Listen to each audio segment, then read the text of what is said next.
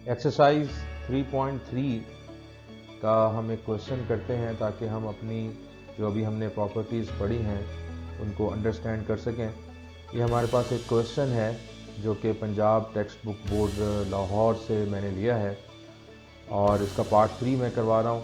Without expansion मतलब हम जो है एक्सपेंड नहीं करेंगे डिटर्मिनेंट को और हमने प्रूव करना है कि इस डिटर्मिनेंट का जो आंसर है वो ज़ीरो आएगा।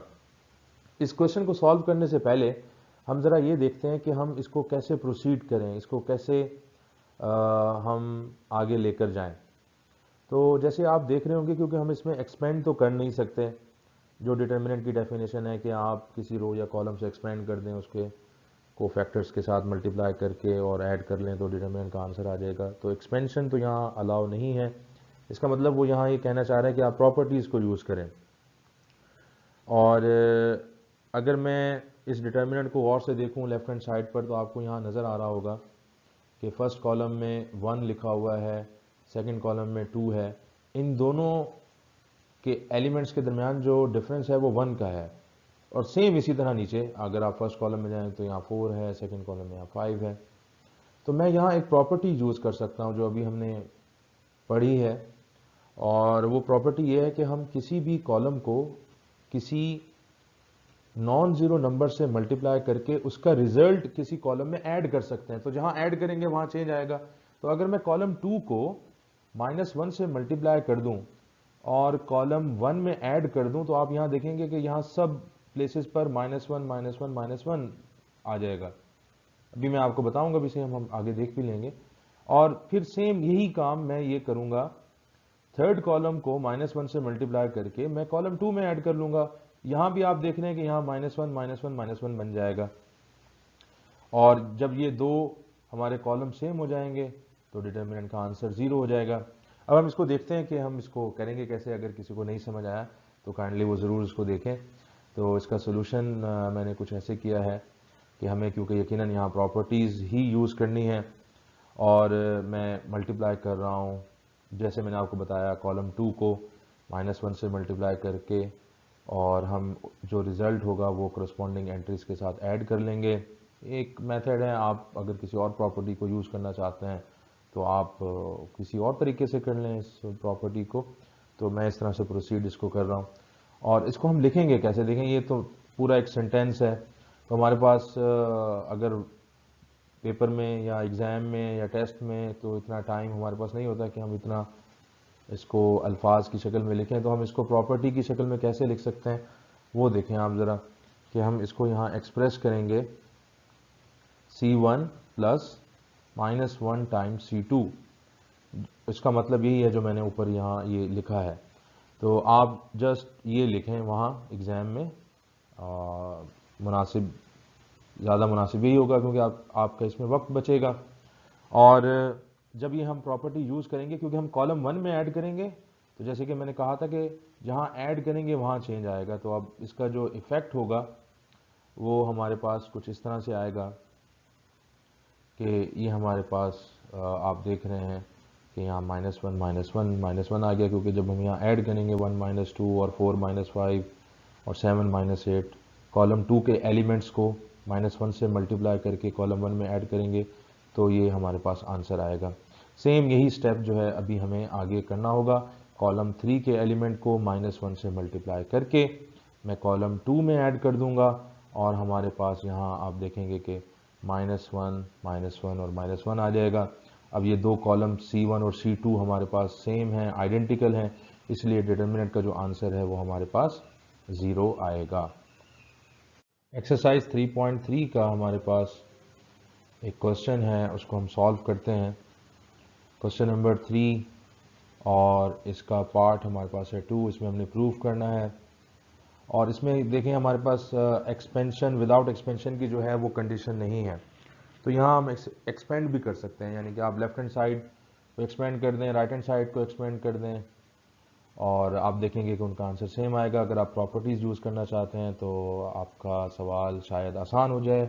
मैं यहाँ प्रॉपर्टीज़ यूज़ करूँगा, और मुझे यहाँ ये नज़र आ रहा है कि कॉलम 2 से मैं कॉमन ले सकता हूँ 3, और फिर मैं इसको इस तरह से आगे प्रोसीड करूँगा। यहाँ एक सवाल ये पैदा होता है कि हमने जो प्रॉपर्टीज़ पढ़ी थी डिटर्मिनेंट की, तो उसके अंदर कॉमन की कोई प्रॉपर्टी हमने कहाँ पढ़ी है।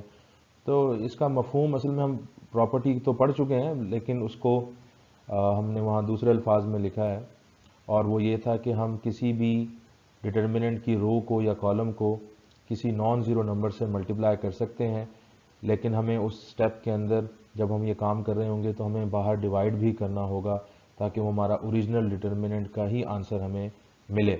तो अगर मैं उस प्रॉपर्टी के तहत यहाँ लूँ, तो मैं करने ये जा रहा हूँ कि मैं यहाँ 1/3 से अंदर मल्टीप्लाई करूँगा कॉलम 2 को। तो जब मैं 1/3 से मल्टीप्लाई कर रहा हूँ, तो इसका मतलब मुझे 1/3 से बाहर डिवाइड भी करना होगा, यानी कि 3 से बाहर मल्टीप्लाई करना होगा, क्योंकि 1/3 मैं अंदर मल्टीप्लाई कर रहा हूँ तो 3 बाहर मल्टीप्लाई होगा, तो वो स्टेप हमारा बैलेंस रहेगा। तो ये जो कॉमन की प्रॉपर्टी है, ये इस तरह से हमने वहाँ पढ़ी है। तो इसको हम सॉल्व करते हैं, और फिर आगे मैं आपको बता दूं कि जब मैं कॉलम 2 से 3 कॉमन ले लूँगा, तो इसी तरह अगर आप रो 2 को देखें तो यहाँ से भी 3, 9 और 6, यहाँ से भी हम 3 कॉमन ले सकते हैं, और एक 3 पहले होगा कॉमन, एक R2 में से कॉमन आ जाएगा, और मुझे उम्मीद है कि ये हमारा जो राइट हैंड साइड है वो इजीली हम प्रूव कर लेंगे। तो इसका सोल्यूशन देखते हैं। ये मैंने लेफ़्ट हैंड साइड लिखी है, और यहाँ मैंने लिखा है कि मैं कॉमन ले रहा हूँ कॉलम 2 से, तो ये हमारे पास कुछ इस तरह की शक्ल बन जाएगी। 3 कॉमन लेने के बाद यहाँ हमारे पास आ जाएगा 1, 3 एंड 5। इसी तरह अब मैं R2 में से by taking 3 common from R2, तो हमारे पास जो डिटर्मिनेंट की कोई फॉर्म बनेगी वो कुछ इस तरह से आएगी, और क्योंकि मैंने R2 में से लिया है तो यहाँ 3 था, तो अब यहाँ आप देखें यहाँ 1 आ गया, यहाँ 3 कॉमन ले लिया 1 आ गया, 6, क्योंकि 6 को 3 × 2 लिख सकते हैं, 3 कॉमन आ गया। तो ये हमारा आप देख रहे हैं कि ये वही डिटर्मिनेंट है और वही एक्सप्रेशन है, क्योंकि 9 भी मल्टीप्लाई हो रहा है डिटर्मिनेंट से, और यहाँ राइट हैंड साइड में जब हमने प्रूव करना था वहाँ भी 9 है, तो ये हमारा प्रूव हो चुका है। तो बहुत ही आसान सवाल आपके पास। का एक और क्वेश्चन करते हैं, क्वेश्चन नंबर 3, और हमारे पास पार्ट 3 है, इसका हमने प्रूव करना है ये, और सेम क्योंकि क्वेश्चन नंबर 3 की जो स्टेटमेंट है वो सबके लिए एक ही जैसी है। अभी हमने प्रीवियसली भी क्वेश्चन नंबर 3 ही का एक पार्ट किया है, तो यहाँ हम एक्सपेंड भी कर सकते हैं और विदाउट एक्सपेंशन भी हम प्रूव कर सकते हैं। इस क्वेश्चन को सॉल्व करने से पहले अगर आप गौर से देखें, ये आपकी जो लेफ्ट हैंड साइड है, और यहाँ आपको a+l नज़र आ रहा है, और यहाँ a और a फर्स्ट रो में, इसी तरह आपके पास सेकंड रो और थर्ड कॉलम में भी एलिमेंट्स हैं। राइट हैंड साइड पर अगर आप गौर से देखें तो एक फैक्टर है 3a+l, और जब मैं लेफ्ट हैंड साइड को यहाँ देख रहा हूँ तो मुझे नज़र आ रहा है कि मैं ये 3a+l बना सकता हूँ इजीली, अगर मैं कॉलम 2 को 1 से मल्टीप्लाई करूँ और कॉलम 1 में ऐड कर दूँ।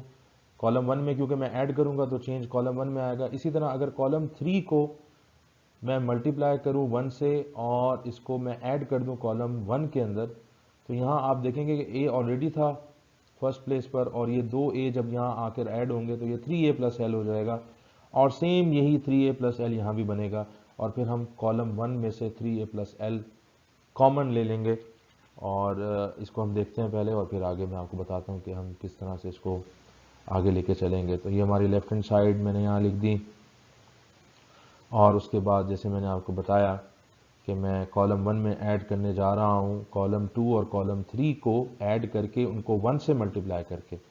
तो ये 1 लिखना ज़रूरी नहीं था, लेकिन समझने के लिए, ताकि हमें ये याद रहे कि हम जो है यहाँ कॉलम 1 में ऐड करेंगे, तो इसलिए यहाँ ये 1 लिख दिया है। और हमारे पास जो कोई फॉर्म बनेगी वो ये कुछ इस तरह की शक्ल बनेगी, क्योंकि ये a यहाँ ऐड होगा यहाँ, तो ये 2a हो जाएगा, फिर इसी तरह ये वाला a फर्स्ट कॉलम में यहाँ ऐड होगा तो यहाँ 3a+l हो जाएगा।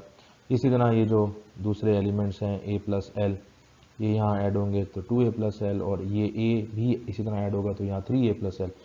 बिल्कुल इसी तरह नीचे भी वही हमारे पास नंबर बनेगा। तो ये 3a+l जो है ये मैं कॉमन ले रहा हूँ कॉलम 1 से।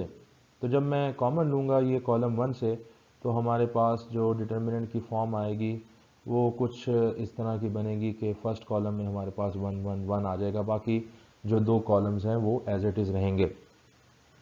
इसके बाद हम क्या करें, इसके बाद हम पहले भी हम एक्सपेंड कर सकते थे क्योंकि यहाँ विदाउट एक्सपेंशन की तो कंडीशन नहीं है, और लेकिन हम इसको मज़ीद आसान बना सकते हैं प्रॉपर्टीज़ की मदद से।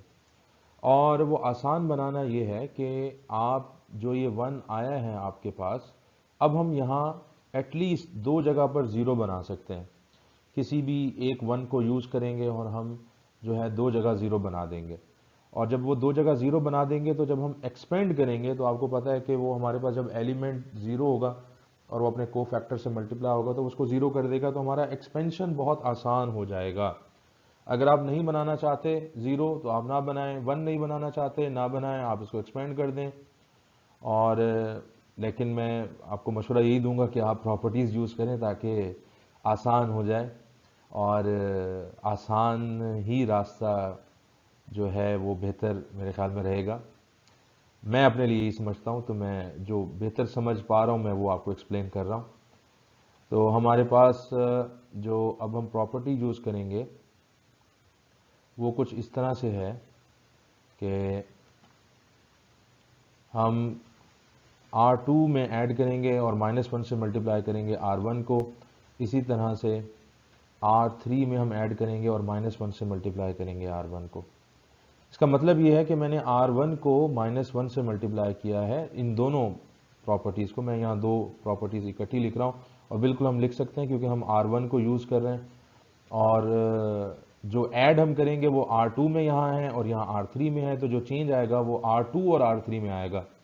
तो मैंने R1 को यूज़ किया और इसको माइनस से मल्टीप्लाई करके इसके जो रिज़ल्ट आएगा उसको मैंने ऐड कर दिया R2 में और R3 में। तो आप यहाँ देखेंगे कि यहाँ ये ज़ीरो बन जाएंगे, इजीली आप इसको अंडरस्टैंड कर सकते हैं। इसी तरह बाकी जो एलिमेंट है यहाँ, जैसे ये L है और यहाँ ज़ीरो है, वो इसलिए आया है, मैं एक्सप्लेन कर देता हूँ आपको।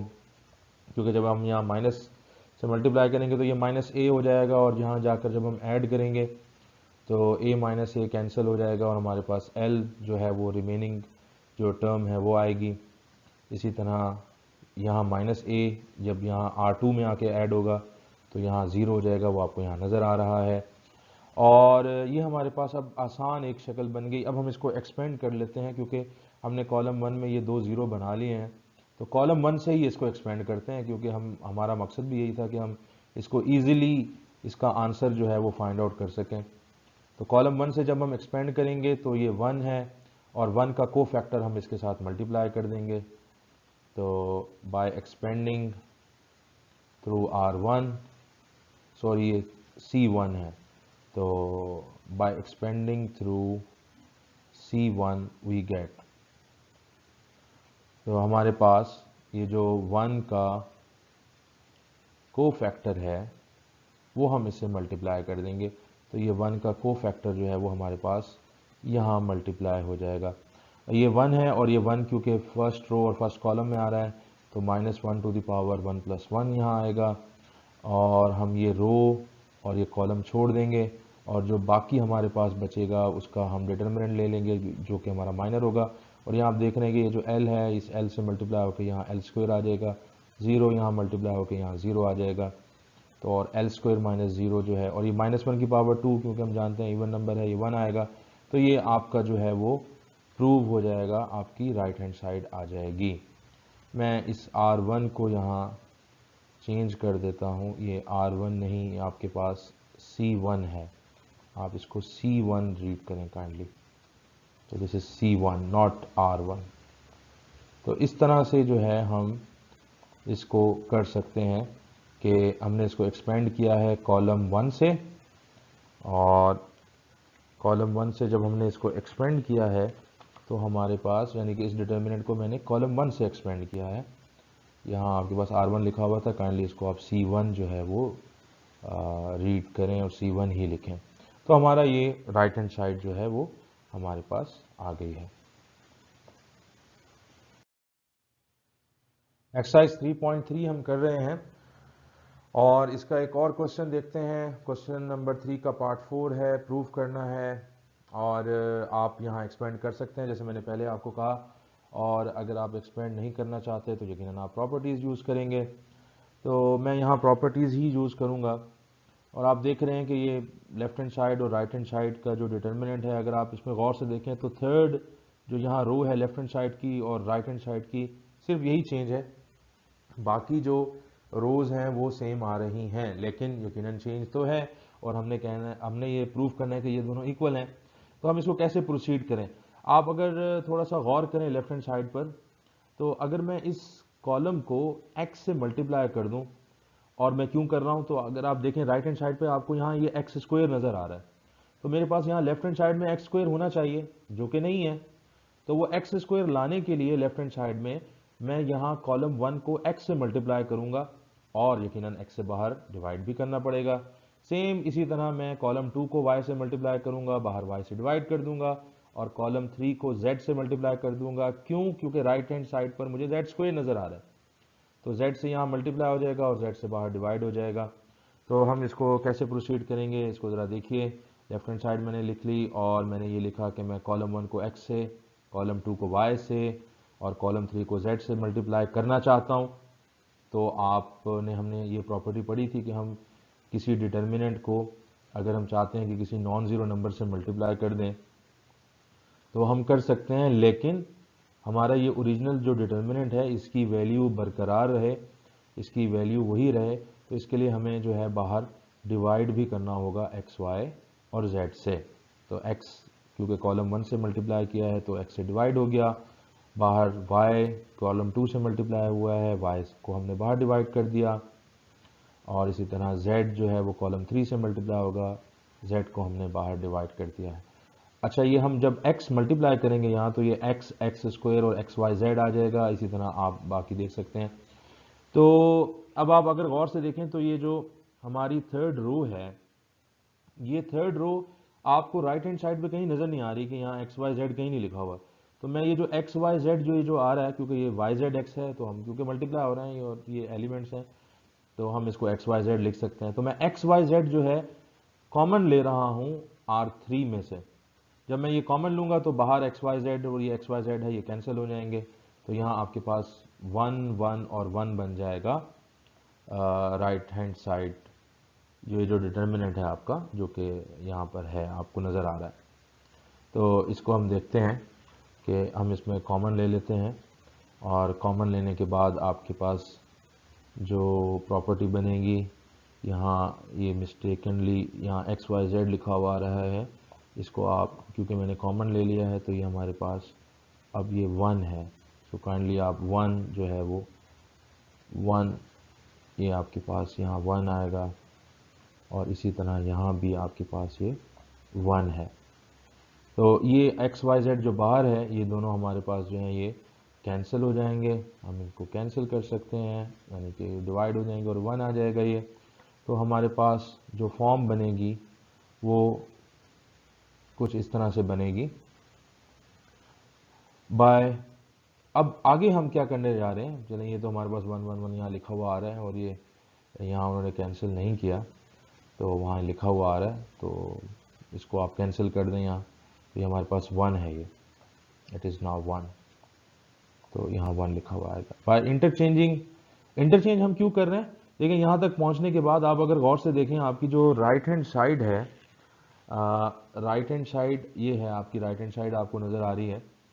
तो यहाँ फर्स्ट प्लेस पर अगर आप देखें तो 1 1 1 है, जबकि यहाँ जो जहाँ तक अभी मैं पहुँचा हूँ तो यहाँ 1 1 1 जो है वो R3 में लिखा हुआ आ रहा है। तो मैं इस R3 को R1 बनाना चाहता हूँ, तो मैं इंटरचेंज करना चाहता हूँ R1 और R3 को। हम कर सकते हैं, हमने प्रॉपर्टीज़ में पढ़ा है ये, लेकिन इंटरचेंज तो हम कर सकते हैं, तो क्योंकि वो डिटर्मिनेंट तो तब्दील हो जाएगा, जबकि हम तो इसी डिटर्मिनेंट का आंसर फाइंड आउट करना चाहते हैं, क्योंकि वो साइन उसका चेंज हो जाएगा। तो इसलिए हम जब भी कोई दो रोज़ इंटरचेंज करेंगे तो बाहर जो है वो माइनस हमने जो है वो मल्टीप्लाई कर दिया, ताकि हमारा जो ओरिजिनल जो डिटर्मिनेंट है हमें वही आंसर मिले। तो ये हमारे पास कुछ इस तरह से फॉर्म बन जाएगी। और लेकिन अभी भी ये प्रूव नहीं हुआ, क्योंकि आपको राइट हैंड साइड पे यहाँ नज़र आ रहा है कि एक्स वाई जेड जो है वो आपका सेकेंड रो में है, और x square y square z square third row में है। तो मुझे एक दफ़ा दोबारा प्रॉपर्टी यूज़ करनी पड़ेगी, इंटरचेंज करना पड़ेगा R2 और R3 को। तो जब मैं R2 और R3 को इंटरचेंज करूँगा तो अगेन मुझे बाहर माइनस जो है वो मल्टीप्लाई करना पड़ेगा, और इस तरह से फिर हमारे पास जो है ये डिटर्मिनेंट हमारा, क्योंकि माइनस ऑलरेडी बाहर था और माइनस एक और आ जाएगा, तो ये +1 बन जाएगा और हमारा ये प्रूव हो जाएगा।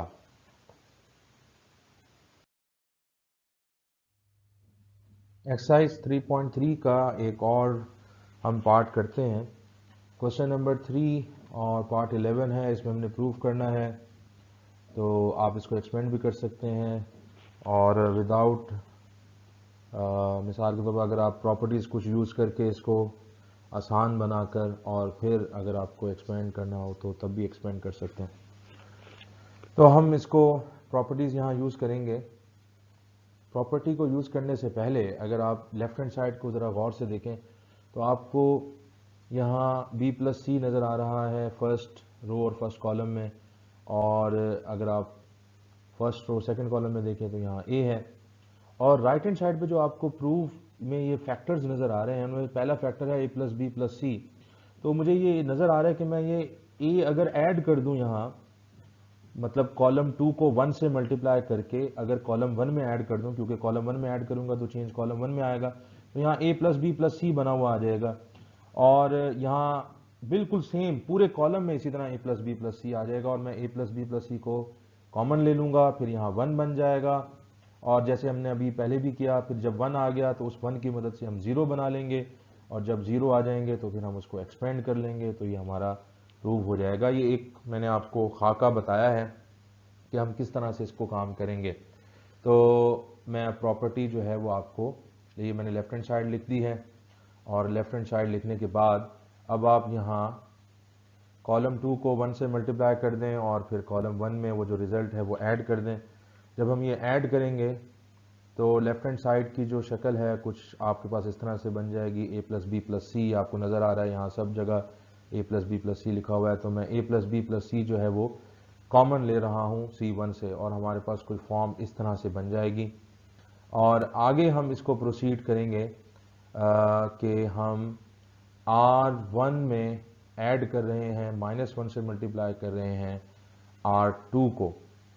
और यहाँ एक ये भी इम्पॉर्टेंट है कि मैंने यही प्रॉपर्टी क्यों यूज़ की है कि मैंने R1 में ऐड किया है और R2 को -1 से मल्टीप्लाई किया है। मैं अगर चाहता तो मैं R1 को -1 से मल्टीप्लाई करके और R2 में ऐड कर देता, वो भी हम कर सकते हैं, इससे कोई फ़र्क नहीं पड़ेगा, आंसर आप सेम ही आएगा, और वो भी प्रॉपर्टी है क्योंकि यकीनन, तो हम वो भी काम कर सकते हैं। तो ये प्रॉपर्टी मैंने क्यों यूज़ की है, उसकी ख़ास वजह है। देखिए मुझे यहाँ राइट हैंड साइड पर a-b जो है वो नज़र आ रहा था एक फैक्टर, और अगर आप इस डिटर्मिनेंट को ज़रा गौर से देखें, जो ये डिटर्मिनेंट हमारे पास है, ये जो लिखा हुआ, तो अगर मैं R2 को माइनस से मल्टीप्लाई करूं तो ये -b जो है यहाँ जाके ऐड होगा, तो यहाँ a-b बन जाएगा।